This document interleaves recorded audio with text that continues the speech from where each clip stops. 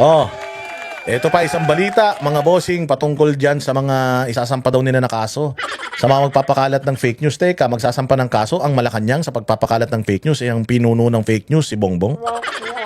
Ang numero unong fake news sa Pilipinas, si Claire Castro. O, ba't hindi ninyo kasuhan muna yung mga sarili ninyong kakapal ng mga mukha ninyo? Oh, 'di ba? Oh, ano yung fake news ni Bongbong Marcos? Isa lang na talagang hindi ninyo makakalimutan. Yung sinabi niya na pumasok diyan sa Kingdom of Jesus Christ, walang mga baril. Hindi daw gumamit ng mga tear gas and all. Pero walang hiya. Alam naman natin nandoon tayo unang araw pa lang naka full battle gear na yung mga pulis na pumasok diyan. Si General Torre nga meron pang Armalite na nakasukbit sa likuran niya. Tapos sasabihin ni Bongbong, wala daw armas na pumasok diyan, bobo. Yan ang pinuno ng fake news, si Bongbong Marcos. Tapos sasabihin niyo yung mga nagpapakalat ng fake news, numero uno nagpapakalat ng fake news si Claire Castro. Sasabihin ni Claire Castro walang oil crisis, tapos gumawa si Bongbong Marcos ng crisis committee. O di ba fake news 'yun? O ba't di mo ipakulong kasuhan si Claire Castro? Sabi ni Claire Castro, maayos daw ang ekonomiya. O bakit ang taas ng dolyar ngayon? 60 pesos and 40 centavos na. Sabi ni Claire Castro, maayos daw ang supply ng gasolina. O bakit ang mahal-mahal ng gasolina ngayon? Hindi daw magtataas ng presyo ng bilihin. Ba't ang mahal-mahal ng presyo ng bilihin ngayon? Kung meron fake news dito, ang fake news dito yung gobyerno ninyo. Kasi sinasabi nyo na okay lang ang lahat pero pinakamahal ang pinakamataas ang itinaas ng ating gasolina sa buong mundo. Di kayo nahihiya? Ang ina ninyo, kayo pa may ganang magkaso. O sige, ano ba tong ano na to? Ano ba tong balita na to? Sa legal aksyon ang sinumang nagpapakalat ng fake news na nagsasamantala sa sitwasyon ng enerhiya sa bansa. Ayon sa Malacanang, si President Catarong magbabalita. Nagbabala ang Malacanang laban sa mga individual na nagpapakalat ng maling impormasyon kaugnay ng sitwasyon ng enerhiya sa Pilipinas. Ayon sa palasyo, ang disinformation ay maaring makasira sa tiwala ng publiko, makagambala sa ekonomiya. If you think that there is a disinformation, you have a spokesperson para mag-propagate. Nandiyan dyan si Claire Castro para i-counter lahat ng mga sinasabi ninyong mga maling balita. Bakit nyo kakasuhan? People right now are speculating.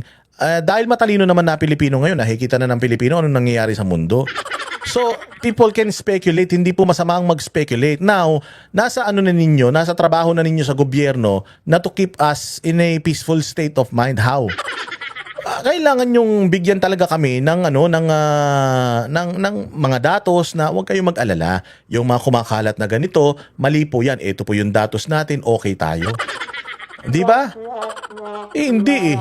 Imbis na magpaliwanag kayo sa nangyayari sa mga problema natin ngayon, puro Duterte kayo. Tatanungin mo si Claire Castro, ibabalik niya sa mga Duterte. Magre-report si Claire Castro, puro against sa mga Duterte. O so ngayon, ang ginagawa ng tao, dahil hindi na sila naniniwala kay Claire Castro, nag-i-speculate sila. Dahil ang mga tao, nararamdaman naman nila kung ano na yung estado ng Pilipinas ngayon, nag-i-speculate sila. So pag nag-speculate sila, at yun yung paniniwalaan nila, available naman ang social media, nilalagay nila yun sa social media. It's up to the people if maniniwala sila sa spekulasyon na yun or hindi, kasi nararamdaman nila eh. If I saw something in social media and naramdaman ko yung parehas kami nang iniisip nung tao na yun, tatangkilikin ko yun. O bakit malakas yung ngayon balita tungkol sa agam-agam ng mga Pilipino na baka magkaroon ng mga malawakang pagba-brownout, na maubusan ng langis. Bakit? Kasi nakikita naman natin yung mga international news. Nakikita naman natin how the very capable countries are having issues. Tayo na hindi naman tayo capable.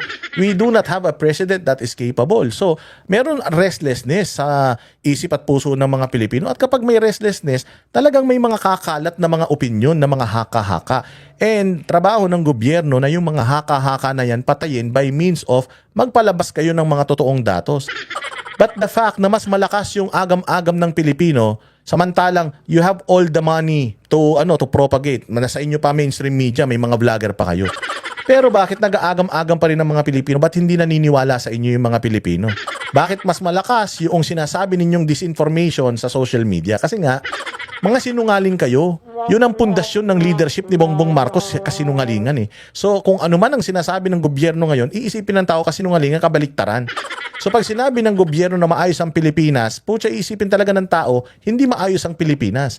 Pag sinabi ng gobyerno na stable at sufficient yung ating enerhiya, iisipin ng tao hindi. Bakit? Sinungaling si Bongbong eh. Napakasinungaling ni Claire Castro eh.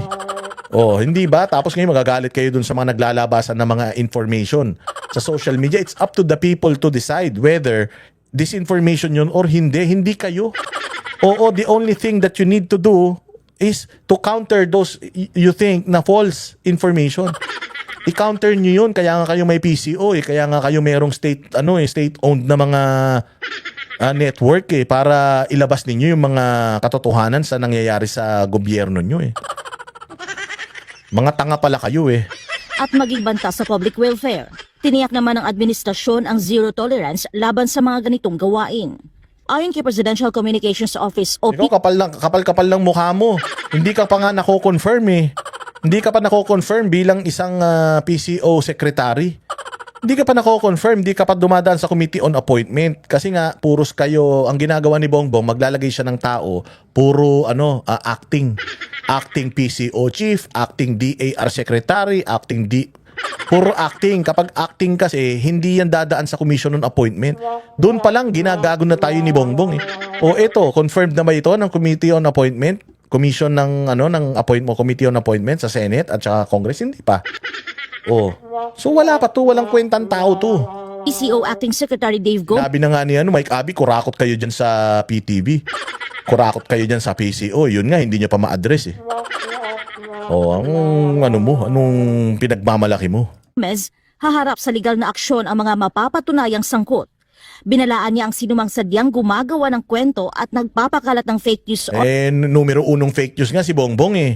Numero unong fake news nga si Claire Castro eh. Yun ang una mong kasuhan. Yung kapag fullest extent of the law.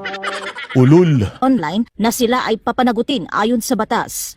Ipinaalala ng Acting Secretary na ang paglalathala ng maling balita ay may kaparusahang hanggang 6 na buwang pagkakakulong sa ilalim ng Article 154 ng Revised Penal Code. Dagdag pa niya, kapag ginawa ito online, maaaring dumoble ang parusa sa ilalim ng Cybercrime Prevention Act. Binigyang din ni Gomez na ang pagtatangkang So tinatakot kayo. Tinatakot nila ang mamamayang Pilipino na wag maglabas ng kanilang mga saloobin, ng mga spekulasyon. Again, freedom of expression, freedom of speech. If I think, ako, personal, na nararanasan ko yung kahirapan at sa tingin ko, mas magiging malala pa yung mga susunod na panahon, pwede kong ilabas yan. Hindi ako nagpapakalat ng maling impormasyon. Nasa inyo yung bola para patunayan na mali yung mga impormasyon na yan. Kasi ako bilang nagsasalita, nag-i-express ng aking nararamdaman, ang ebidensya ko is kung ano yung nararanasan ko. So kung ano yung nararanasan ko, ano naman mahihita ko. Kung sasabihin ko sa social media na hirap ako. At posible pa akong maghirap sa mga susunod na panahon dahil wala kayong mga kwenta dyan sa gobyerno. Anong masama doon? Iyon naman ang totoo. Kung sa tingin ninyo hindi totoo yun, o meron kayong mga vlogger na binabayaran sa inyo pa mainstream media, araw-araw nagpapa-presscon pa yan si Claire Castro, o di sumagot siya ng mainam, sumagot siya ng katotohanan para wala tayong problema at kayo magdidemanda, puro kayo demanda. Ang ina ninyo. ang publiko tungkol sa seguridad ng enerhiya, supply o presyo ay ituturing na seryosong paglabag. Mantakin mo, magagalit kayo tungkol sa presyo. Magkano na presyo ng diesel ngayon? Magma 170? Sabihin nyo, hindi totoo yung magwa 170. Katamo ka fake news ni Bongbong. Price cap daw ng bigas 50 pesos. Bakit sa pamilihan may mga 75? May 80 pesos ang kilo ng bigas. Meron mga 90 pesos ang kilo ng bigas. Akala ko ba may price cap? Dapat liwanagin ninyo yung price cap na yan. Para lang sa NFA rice yan, hindi sangkot yung ibang mga bigas, ganun. Kayo ang fake news tapos magagalit kayo sa mga tao pag nagreklamo, tatawagin yung mga fake news. Gago kayo Sinabi pa niya na ang Anti-Fake News Desk sa pakikipag-ugnayan sa Department of Justice ay magsasampa ng kaso laban sa mga nagpapakalat ng mapanlinlang na impormasyon o nagmamanipula ng merkado. Hinimok din niya ang publiko, media partners at iba pang stakeholder na umasa lamang sa official briefings at beripikadong impormasyon. Hinikayat din ang lahat na makipagtulungan upang maiwasan ang pagkalat ng maling impormasyon na maaring gamitin para sa pansarili o pampulitikang interes. Pinaiigting na rin ng pamahalaan ang pagmamanman sa social media at iba pang daluyan ng impormasyon upang matukoy at malabanan Na doon sila nakafocus, no? Mantaki mo, ang laki ng problema ng bayan ng Pilipinas sa droga, ang laki ng problema sa peace and order, ang laki ng problema sa pagmamahal ng mga presyo ng bilihin, gasolina, and all. Restless na yung mga Pilipino.